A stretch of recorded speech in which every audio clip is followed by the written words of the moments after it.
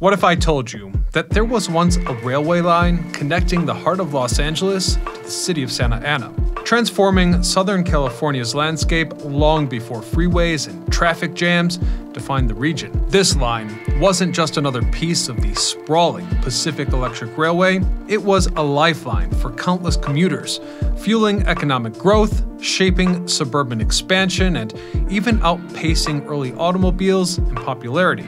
But today, its tracks are mostly gone, buried beneath city streets, highways, and forgotten neighborhoods. So what happened? How did this vital transportation artery, part of the legendary red car system, vanish almost without a trace? And could it be making a comeback? Stay tuned to find out, as today we uncover the history of California's lost Santa Ana line. I'm your host Ryan Socash, and you're watching It's History.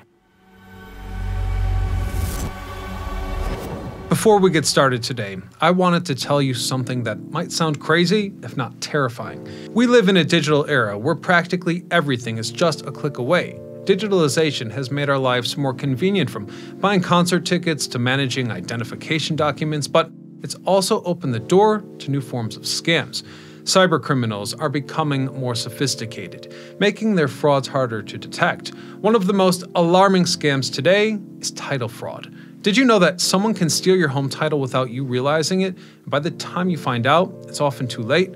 With property records now being digital, scammers can easily access your home's information, forge documents, and register themselves as new owners. From there, they can take out loans using your home as collateral, or even sell it to someone else, without you knowing anything until the bank comes knocking. The worst part, this can happen to anyone. If you own a home, you're at risk. That's where Home Title Lock comes in. They monitor your title 24/7 and alert you if any changes are made. But they don't just warn you. Their exclusive $1 million triple lock protection includes the following: constant monitoring to detect any fraud attempts, immediate alerts if someone tries to change your home's title, a team of legal experts to help you recover your property if you fall victim to fraud. Essentially, it's like putting a virtual lock on your home. So go to HometitleLock.com and use code IT'sHistory to get 30 days of free protection, plus a comprehensive report on your home title history. Again, that's HometitleLock.com, code IT'sHistory, or just use the link in the description. Oh, and while you're there, check out the $1 million triple lock protection, because knowing your home is truly secure is worth it. Thank you, Home Title Lock, for sponsoring the video. And now, back to our story. The Santa Ana line of California began its story back in the 20th century, when Los Angeles was on the rise. In 1903, the Pacific Electric was in control of the land that the Santa Ana line was to be placed on. The right-of-way was established, and the initial surveys were in the process of being fully verified. Construction commenced, and then, on January the 12th, 1904, the line was handed over to the Los Angeles Interurban Railway System, or the LAIU for short. Soon after, the line was deeded. This was a big step in the evolution of light rail, as a grand opening was held on November the 6th, 1905, with many prominent members of society in attendance. For the first executed trip on this line, a private coach owned by the Pacific Electric named El Peregrino traveled swiftly from Los Angeles to Santa Ana. This symbolic inaugural trip included politicians, journalists, and advertising agencies. Santa Ana prepared a ceremony of sorts for their arrival, including flowers, cars, and a brass band, though these preparations were made in vain, as upon the train's arrival, an unexpected massive downpour began. Despite this, the mayor and many citizens welcomed the guests, and a make-up celebration was planned for November the 22nd, 16 days after the line's first trip. At the time of the opening, a round trip cost passengers $1, while one-way tickets cost 65 cents. Pacific Electric would ultimately take over the Santa Ana line through a railway lease on July the 1st, 1908, dedicating the electric railway to Pacific Electric's Southern District. This exchange would be a precursor to the notorious rail event known as the Great Merger, when in 1911, many different rail lines in Southern California combined to form the separate Los Angeles Railway and Pacific Electric Railway Company. This conglomerate is sometimes referred to as the New PE. The Los Angeles Interurban Railway, which owned the Santa Ana at the time, was a portion of what would become a part of this gigantic Southwestern rail magnate. Other pieces of the merger that joined the line included the Los Angeles Pacific Railway, San Bernardino Valley Traction Company, and the Redlands Central Railway Company, among others, of course. The Great Merger of 1911 wasn't just a business deal. It was a turning point that reshaped Los Angeles transportation, and honestly, the city itself. By consolidating over a dozen competing rail companies into the Pacific Electric Railway and the Los Angeles Railway, the merger created unified transit spanning over 1,000 miles. With this standardizing, improved efficiency, and expanded service, it also connected power into the hands of a few corporations, particularly under the influence of Henry E. Huntington, a figure in Southern California's development. Huntington's vision wasn't just about transportation, it was about real estate. The new rail lines were designed to drive land sales in the suburbs, fueling Los Angeles' rapid sprawl. Neighborhoods grew not because they were naturally suited for development, but because the trains made them accessible. In this way, the Great Merger didn't just connect communities, it dictated where and how the city would grow for decades to come. With that in mind, for reference, displayed here between Watts and Santa Ana is the entire stretch of the line, with the main stations including Linwood, Clearwood, Bellflower, Artesia, Cypress, Stanton, Garden Grove, Santa Ana PE, and the Santa Ana SP Depot. Though I'd say of note are the Bellflower, Stanton, and Santa Ana PE stations, since they each provided energy to the entire system. As for car parking, that could be found at the Bellflower, Artesia, and Santa Ana stations. Also, during the line's passenger operation, Santa Ana contributed a small amount of the overall freight revenue to the Pacific Electric system. Products shipped within the system included citrus supplies along with general items that would be driven out to Los Angeles from the direction of Santa Ana. From 1935 to 1937, the line received about 1.5% of their total revenue from this venture, so it was small to say the least, with Garden Grove and Santa Ana being the two key freight stations. Though, in the end, freight was quite important to the line, since as time progressed, passengers began trading in their train tickets for automobiles.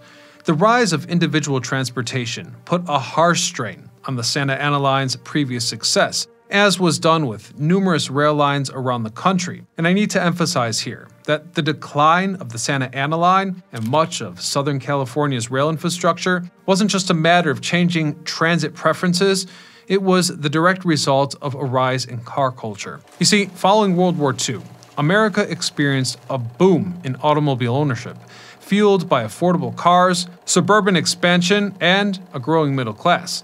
In Los Angeles, this shift was supercharged by the development of the Interstate highway system, authorized by the Federal Aid Highway Act of 1956. Designated for speed and convenience, the new freeways carved through neighborhoods, often displacing communities and cutting across the very rail lines that once connected people. Powerful automobile, oil, and rubber industries, including companies like General Motors, Firestone, and Standard Oil, lobbied aggressively to prioritize highways over public transit. This shift transformed Los Angeles from a city built around rails to one dominated by cars, parking lots, and gridlocked freeways, forever altering its urban landscape. With that in mind, it wouldn't take long before eventually passenger services would cease completely between Bellflower and Santa Ana. This happened in July of 1950, with the outright abandonment of this infrastructure occurring in May of 1958, meaning only a semblance of an operating passenger line survived between 1905 and 1958, giving this route a lifespan of about 53 years. In the wake of the line's downfall, much of the system's infrastructure was just left behind and can still be seen today. Take the Watts Station. As of 1974, it became a proud member of the National Register of Historic Places, under the title of a Los Angeles Historic Cultural Monument. Located in Watts, at the start of the old Santa Ana line, this stop served many other railways over the years, such as those famous red cars that ran between Long Beach and LA. Also, this building was the sole structure to survive the fire on 103rd Street during the Watts police riot back in '65. Nowadays, the station site has been refurbished. It's a museum, but it's also the location of the LA Water and Power Customer Service Office.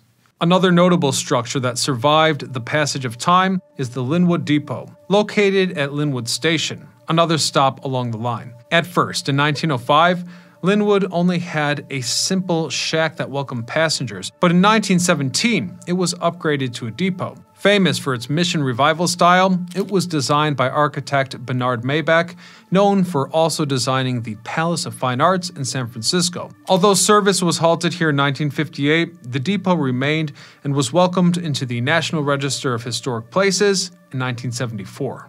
However, when Interstate 105, also known as Century Freeway, was constructed through the site, things changed dramatically. In the late 1980s, the depot was shifted to be adjacent to the Linwood City Park entrance. Today, in the place where the Linwood station once stood, is now a Metrorail C-Line light rail station. The final building I'd like to present you is often overlooked but substantial, the Pacific Electric Railway Substation, number 14.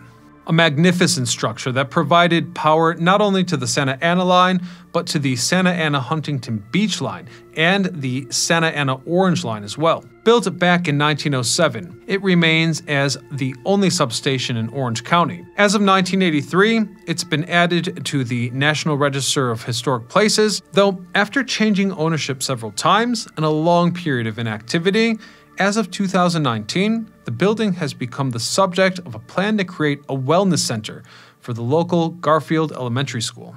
Although an unexpected transformation, this structure will remain a symbol of community connectedness as it once was many years ago. So I suppose the only remaining question is, what will happen to the rest of the forgotten network?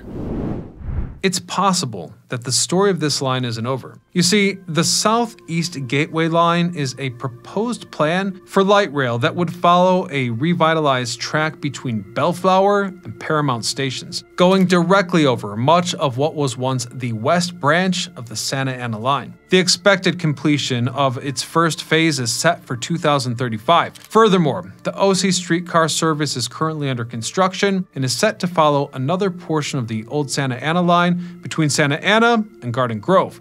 Hence, after the Santa Ana line and much of the Pacific Electric system were abandoned, their remnants didn't simply vanish. In most cases, they were repurposed or reclaimed. Though in other areas, sections of the old right-of-way were paved over to become roads, parking lots, or even parts of the freeway system. In some neighborhoods, the faint outline of the former tracks can still be seen embedded in cracks in the asphalt or running parallel to modern streets. In places like Bellflower and Garden Grove, old rail corridors have been transformed into bike paths and greenways, giving them new lives as recreational spaces. So who knows, maybe the great Santa Ana line of Los Angeles will rise again. But until then, I'm Ryan Socash, signing off.